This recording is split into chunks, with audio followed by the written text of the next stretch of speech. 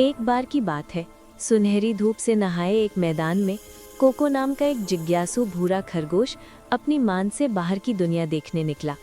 हवा खिले हुए पोस्त और लैवेंडर की मीठी खुशबू से भरी थी, और जब वो ऊंची घास के बीच से छलांग लगा रहा था तो चमकीले मोनार्क तितलियां उसके चारों ओर नाच रही थी। हर खुशी भरी छलांग के साथ कोको ने अपने फर पर सूरज की गर्माहट महसूस की, और उसकी बड़ी आंखें सुबह की सुंदरता को देखकर हैरानी से भरी थी। कोको का रास्ता उसे एक चमकते हुए शीशे जैसे साफ झरने की ओर ले गया, जो हरी पहाड़ियों के बीच से होकर बह रहा था।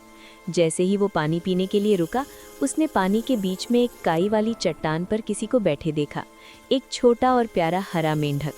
दोनों एक पल के लिए शांत खड़े रहे और उनकी निगाहें जिज्ञासा के साथ एक दूसरे से मिली। हालांकि वे दोनों बहुत अलग थे, लेकिन कोको की नाक की दोस्ताना हलचल और मेंढक की बड़ी स्वागत भरी आंखों ने एक अनोखी और खूबसूरत दोस्ती की शुरुआत कर दी। जैसे जैसे दिन ढलने लगा, पूरा मैदान सोने की तरह चमकने लगा। सूरज नीचे झुक गया था, जिससे ऊंची घास पर लंबी और कोमल परछाई न पड़ रही थी। कोको और उसके नए मेंढक दोस्त ने लुका छिपी का खेल खेलने का फैसला किया। मेंढक काई वाले स्थानों में छिपने में माहिर था, जबकि कोको ने अपने फड़कते कानों के बावजूद स्थिर रहने की पूरी कोशिश की।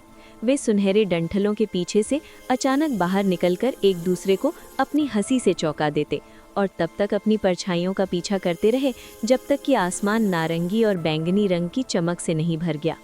पूरा मैदान उनकी हंसी से गूंज उठा, जिससे ये साबित हुआ कि एक खरगोश और एक मेंढक भी मनोरंजन की एक ही भाषा बोल सकते हैं। रात की अच्छी नींद के बाद दोनों अगले दिन सुबह फिर से मिले। हल्की धूप वाली बारिश अभी थम ही रही थी, जिससे हवा ताज़ी और ठंडी हो गई थी। जैसे ही बादल छटे, पूरे आसमान में एक भव्य और जीवंत इंद्रधनुष दिखाई दिया, जिसने उन दोनों दोस्तों को अपने रंगीन घेरे में ले लिया। कोको खुशी से उछल पड़ा और मेंढक ने खुशी में टर्राने की आवाज़ निकाली। उन्होंने एक दूसरे की ओर हाथ बढ़ाया। खरगोश के कोमल पंजे और मेंढक के छोटे हरे हाथ के मिलन ने एक खामोश वादा किया।